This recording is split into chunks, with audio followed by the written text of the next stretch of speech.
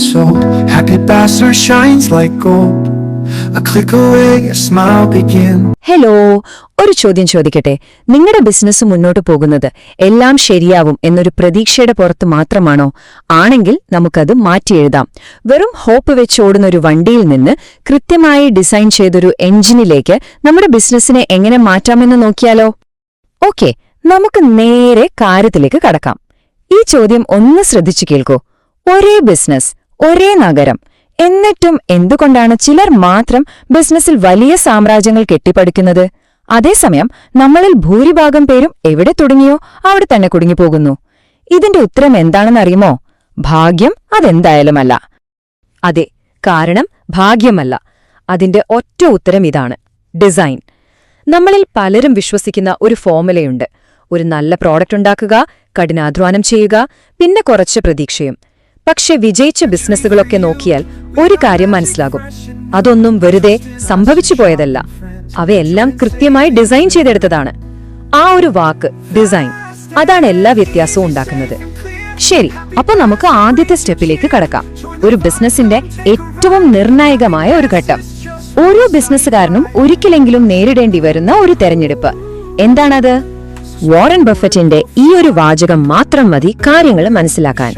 ഉറങ്ങുമ്പോൾ പണമുണ്ടാക്കാനുള്ള ഒരു വഴി നിങ്ങൾ കണ്ടെത്തിയില്ലെങ്കിൽ മരണം വരെ നിങ്ങൾ ജോലി ചെയ്യേണ്ടി വരും. എന്താ ഇതിന്റെ അർത്ഥം? സിമ്പിളാണ്. നിങ്ങൾ എപ്പോഴും കടയിൽ ഇരുന്നാലേ കച്ചവടം നടക്കൂ എന്ന അവസ്ഥയാണെങ്കിൽ നിങ്ങൾ ശരിക്കും ഒരു ബിസിനസ്സുകാരനല്ല. ആ ബിസിനസ്സിലെ ഏറ്റവും കൂടുതൽ ശമ്പളം കിട്ടാത്ത ഒരു ജോലിക്കാരൻ മാത്രമാണ്. നമുക്ക് വേണ്ടത് നമ്മൾ ഇല്ലാതെയും ഓടുന്ന ഒരു സിസ്റ്റമാണ്. ഓക്കെ, അപ്പൊ അങ്ങനെ ഒരു സിസ്റ്റം ഉണ്ടാക്കാൻ നമുക്ക് ആദ്യം വേണ്ടത് ഒരു കോമ്പസ് ആണ്. നമ്മുടെ ബിസിനസ് യാത്രയിലെ വഴി തെറ്റാതിരിക്കാനുള്ള ഒരു കോമ്പസ്. അതിനെ നമുക്ക് 3 ഡോട്ടുകൾ എന്ന് വിളിക്കാം. അതിലൊന്നാമത്തെ ഡോട്ട് ശരിയായ ഉപഭോക്താവ്. നമ്മളൊരു പ്രൊഡക്റ്റ് ഇറക്കുമ്പോൾ ആദ്യം ചോദിക്കുന്ന ചോദ്യമാണ്: ആർക്ക് വേണ്ടിയാണിത്? ഉത്തരം എല്ലാവർക്കും വേണ്ടിയാണെങ്കിൽ അവിടെ തന്നെ നമുക്ക് തെറ്റി. നമ്മുടെ പ്രൊഡക്റ്റിന് പണം തരാൻ കപ്പാസിറ്റിയുള്ള, അതുപോലെ അതിന് ശരിക്കും ആവശ്യമുള്ള ആ ഒരു കൂട്ടം ആൾക്കാർ ആരാണ്? അവരെ കൃത്യമായി കണ്ടെത്തുക. അതാണ് ഫസ്റ്റ് സ്റ്റെപ്പ്. ജാക്മ പറഞ്ഞൊരു കാര്യമുണ്ട്, അത് ഇതിന് ഏറ്റവും യോജിച്ചതാണ്. നിങ്ങൾ കസ്റ്റമേഴ്സിന് പുറകെ ഓടരുത്, പകരം ഒരു കൂട്ടം ആളുകളെ ശരിക്കും അങ്ങ് മനസ്സിലാക്കുക. അപ്പോ അവർ നിങ്ങളുടെ പുറകെ വരും. കണ്ടില്ലേ ആ ഒരു പവർ? അതാണ് റൈറ്റ് കസ്റ്റമറെ കണ്ടുപിടിച്ചാലുള്ള ഗുണം. അപ്പോ രണ്ടാമത്തെ ഡോട്ടിലേക്ക് വരാം. ശരിയായ ആവശ്യം. നമ്മുടെ കസ്റ്റമർക്ക് ഒരുപാട് പ്രശ്നങ്ങൾ ഉണ്ടാകും. നമുക്ക് ചിലപ്പോൾ അതൊക്കെ പരിഹരിക്കാനും പറ്റുമായിരിക്കും. പക്ഷെ ചോദ്യം ഏതാണ്? അതിൽ ഏത് പ്രശ്നത്തിനാണ് അവർ ഇപ്പോൾ തന്നെ പണം മുടക്കാൻ റെഡിയായി നിൽക്കുന്നത്? ആ ഒരൊറ്റ പ്രശ്നം. ഇപ്പൊ ഒരു ഉദാഹരണം പറയാം. ഒരു ജ്വല്ലറി എല്ലാ ആഭരണങ്ങളും വിൽക്കുന്നതിനു പകരം വിവാഹ ആഭരണങ്ങളിൽ ഞങ്ങൾ സ്പെഷ്യലിസ്റ്റുകളാണ് എന്ന് പറയുമ്പോൾ എന്താ സംഭവിക്കുന്നത്? കല്യാണത്തിന് ആഭരണം എടുക്കാൻ പോകുന്ന ആൾ നേരെ അങ്ങോട്ട് പോകും. കാരണം അവർ ആ ഒരു ബേണിംഗ് പ്രോബ്ലം പരിഹരിക്കുന്നു. സ്റ്റീവ് ജോബ്സ് എപ്പോഴും പറയുന്ന ഒരു കാര്യമുണ്ട്: ആളുകൾക്ക് എന്തു വേണമെന്ന് നിങ്ങൾ കാണിച്ചു കൊടുക്കുന്നതുവരെ അവർക്കറിയില്ല എന്ന്. ഇത് ശരിക്കും സത്യമാണ്. ആ ഏറ്റവും വലിയ ആവശ്യം എന്താണെന്ന് കണ്ടെത്തി അതിനൊരു പരിഹാരം കൊടുക്കേണ്ടത് നമ്മൾ, അതായത് ബിസിനസ് ഓണർമാരാണ്. നമ്മുടെ ബ്രാൻഡ്, നമ്മുടെ മാർക്കറ്റിംഗ് എല്ലാം ആ ഒരൊറ്റ പോയിന്റിന് ചുറ്റിപ്പറ്റിയായിരിക്കണം. അങ്ങനെ നമ്മൾ മൂന്നാമത്തെയും അവസാനത്തെയും ഡോട്ടിലെത്തി: ശരിയായ വില.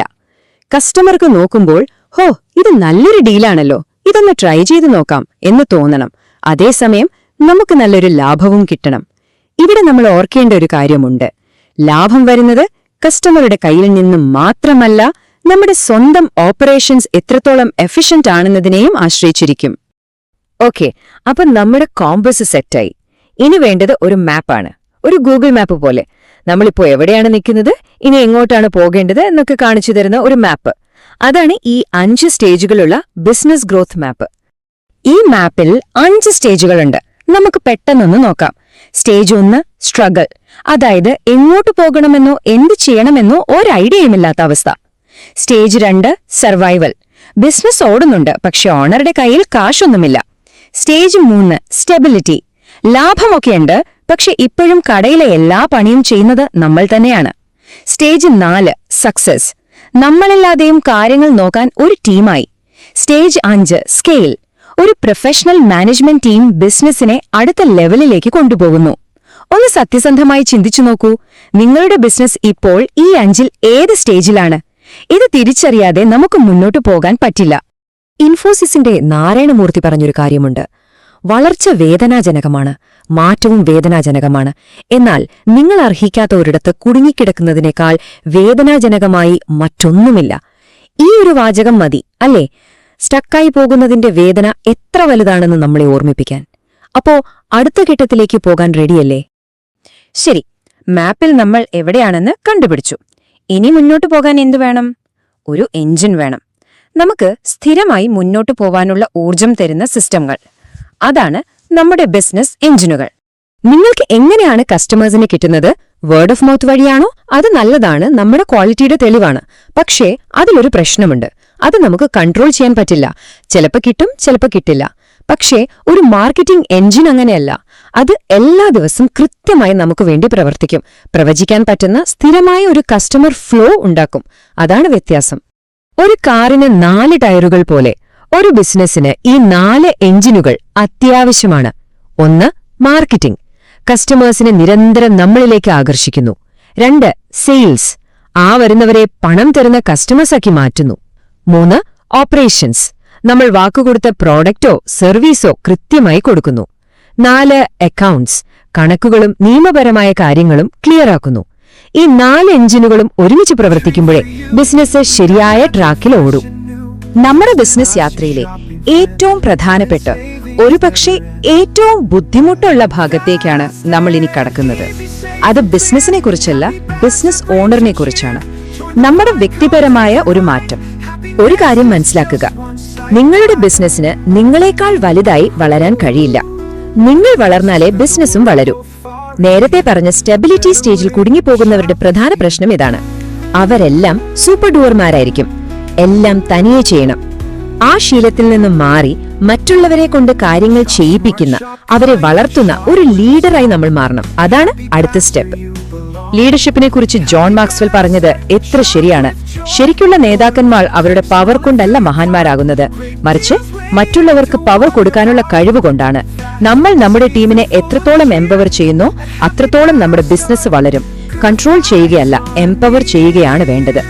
ഓക്കെ, അപ്പൊ നമ്മൾ ഒരുപാട് കാര്യങ്ങൾ സംസാരിച്ചു. ഇനി തിയറി മാത്രം പോരല്ലോ അല്ലേ? നിങ്ങളുടെ അടുത്ത ചുവടെന്തായിരിക്കണം? നമുക്കൊരു ആക്ഷൻ പ്ലാനിലേക്ക് കിടക്കാം. ഇതാ നിങ്ങളുടെ ഡിസൈൻ സെഷൻ ചെക്ക് ലിസ്റ്റ്. പെട്ടെന്ന് നോക്കാം. 1. നിങ്ങളുടെ ആ 3 ഡോട്ടുകൾ ക്ലിയർ ആക്കുക. കസ്റ്റമർ, ആവശ്യം, വില. 2. ആ 5 സ്റ്റേജിൽ നിങ്ങൾ എവിടെയാണെന്ന് സത്യസന്ധമായി മാർക്ക് ചെയ്യുക. 3. ഒരു മാർക്കറ്റിംഗ് എഞ്ചിൻ ഉണ്ടാക്കാൻ ഇന്ന് തന്നെ തുടങ്ങുക. 4. ഏറ്റവും പ്രധാനം, വെറും ഒരു ചെയ്യുന്ന ആളിൽ നിന്ന് ഒരു ലീഡർ ആയി മാറുമെന്ന് സ്വയം ഒരു തീരുമാനമെടുക്കുക. ഈ യാത്ര അത്ര എളുപ്പമായിരിക്കില്ല. ജാക്മ പറഞ്ഞതുപോലെ ഇന്ന് കഠിനമാണ്, നാളെ ഇതിലും മോശമായിരിക്കും, പക്ഷെ മറ്റന്നാൾ സൂര്യപ്രകാശമായിരിക്കും. ആ ഒരു മറ്റന്നാളിന് വേണ്ടിയാണ് നമ്മുടെ ഈ കഷ്ടപ്പാടുകൾ. ആ ഒരു വിശ്വാസം വേണം. അപ്പോ ഇതൊരു മോട്ടിവേഷണൽ സ്പീച്ച് ആയിട്ട് എടുക്കരുത്. ഇതൊരു വർക്ക്ഷോപ്പാണ്, ഒരു ഡിസൈൻ സെഷനാണ്. അതുകൊണ്ട് പോകുന്നതിനു മുൻപ് നിങ്ങൾ സ്വയം ഈ 3 ചോദ്യങ്ങൾ ചോദിക്കുക. 1. ആരാണ് എന്റെ ഏറ്റവും ശരിയായ കസ്റ്റമർ? 2. അവരുടെ ഏത് നമ്പർ 1 പ്രശ്നമാണ് ഞാൻ പരിഹരിക്കുന്നത്? 3.